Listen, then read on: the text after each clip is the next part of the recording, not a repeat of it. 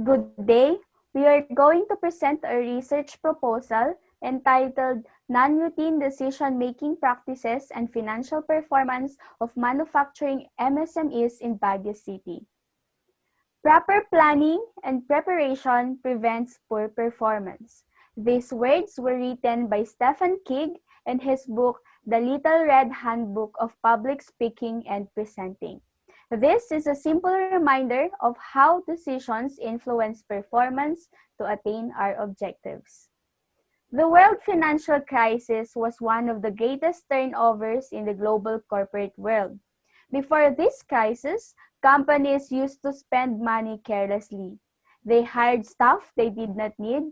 They did not track costs in detail, and some companies did not even have controlling department. During this crisis, however, many companies have found it necessary to change this attitude. Non-routine decision is a choice made to deal with non-repetitive tactical situation. It includes the short-term non-routine decision, which is the relevant costing, and the long-term non-routine decision, which is the capital budgeting. A relevant cost is a cost whose magnitude will be affected by a decision being made. Management should consider only future costs and revenues that will differ under each alternative. Capital budgeting, on the other hand, is investment decisions in long-term assets. The research would provide two most popular methods in capital budgeting decisions. They are non-discounted cash flow and discounted cash flow. We were able to find related studies which relate financial performance to capital budgeting, and some as follows.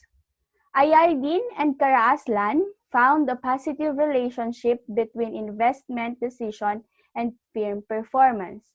Owugwe, Jafari, and Ajayi investigated the relationship between dividend payout and financial performance in a Nigerian case, and results of study showed a positive, significant relationship between dividend payout ratio and financial performance.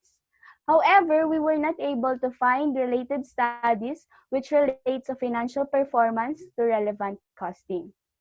This study hence aims to prove the assumption that non-routine decision-making practices and financial performance are significantly correlated. The study aims to determine the relationship between non-routine decision-making practices and financial performance among MSMEs in Baguio City. Specifically, the study would like to answer the following problems. Number 1, extent of implementation of non-routine decision-making practices as to A. Short-term decisions, B. Long-term decisions. Number 2, level of financial performance of the MSMEs in terms of A.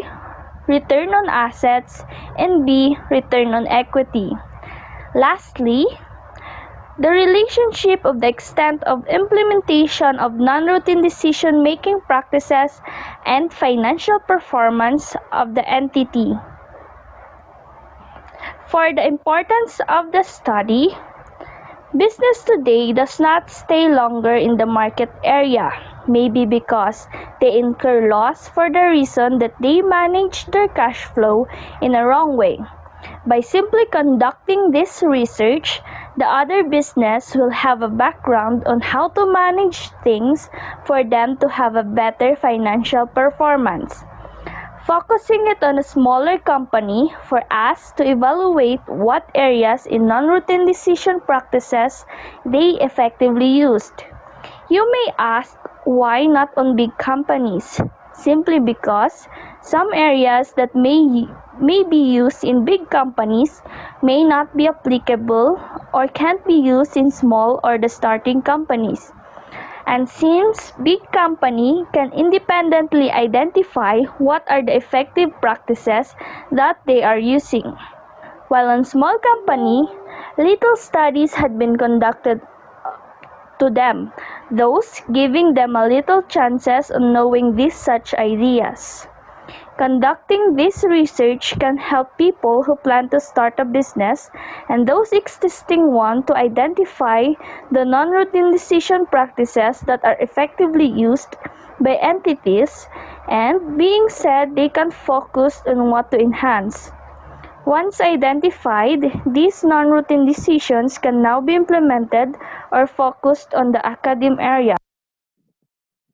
Let us now move on to the theoretical framework of the research to contribute to an easier understanding of various issues in non-routine decisions.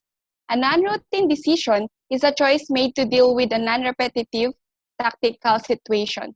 In making good non-routine business decisions, it is critical for management to identify and consider relevant revenues and costs and ignore information that should not impact the decision and also involve some analysis of the cost and margin involved, as well as future projection. Relevant costing is one of the non-routine decisions. The relevant costs are pertinent to decision. It is relevant if they guide the executive towards the decision. According to Horngren, relevant information is the predicted future costs and revenues that will differ among the alternative relevant information. Relevant costing decisions managers make are material decision, make or buy decision, equipment replacement decision, making the best use of the scarce resources to add or drop a product line. Relevant cost is applicable especially to unique product lines and where special orders are issued and taken like job costing and batch costing. Another non-routine decision is capital budgeting. Capital budgeting refers to investment decisions in long-term assets. The capital budgeting process requires different steps which are considered carefully to make a good decision on which kind of capital assets to be invested in. The process of capital budgeting also appears in Capital Budgeting Valuation by Baker and English. The six-step process of capital budgeting involves identify project proposals, estimate cash flows of projects, evaluate projects, select projects, implement projects, and perform a post-completion audit. The research would provide a theoretical background on two most popular methods in capital budgeting decisions. They are non-discounted cash flow, which includes payback period and accounting rate of return. Secondly is the discounted cash flow, which includes net present value, internal rate of return, and profitability index. Financial performance refers to the act of performing financial activity, and to be broader, it is related to the extent to which financial goals have been met. Financial ratios are powerful tools to help summarize financial statements. The indicators used in this study that quantifies the performance of the company are return on asset and return on equity. Organizational size also influences a firm's performance, as smaller firms are more likely to benefit from the spirit of corporate entrepreneurship for growth, while larger firms use their financial and market power to enhance their productivity and profitability. There are many ways a firm affects its performance. For instances, Rahan and Zingales found that two-thirds of the growth in the industries over 1980s comes from the growth in the size of existing establishments, and only the remaining one-third from the creation of new ones. This theory also looks from different angles to answer whether older firms outperform younger firms or vice versa. The conceptualization of the study is presented in the paradigm, which shows the relationship of the variables. The variables of the study were categorized into three categories, namely independent, dependent, and intervening variables. The independent variables include non-routine decision-making practices that covers relevant costing for short-term decisions and capital budgeting for long-term decisions. Relevant costing is often used by manufacturing entities in making short-term decisions.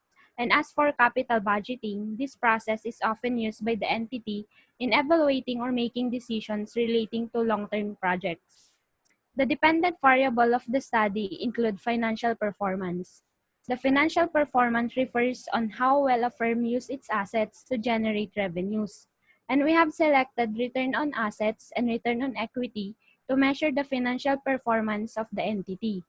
The ROA and ROE are good indicators of profitability of a firm because it measures the efficiency with which the company is managing its investment in assets and measures how well the management uses its company's assets to create more returns. And lastly, the age of the entity, the size of the firm, and the type of ownership were included as intervening variables. Let us go to our next chapter, which is the design and methodology. So this study will use descriptive correlational method, where the descriptive method shall determine the characteristics of the population and the correlation method to determine the relationship between the dependent variable, which is the non-routine decisions, and the independent variable, which is the entity's financial performance. The intervening variables, which consist the entity's profile, shall also be correlated with the aforementioned variables. The respondents of the study will be the MSMEs within Baguio City as of 2021.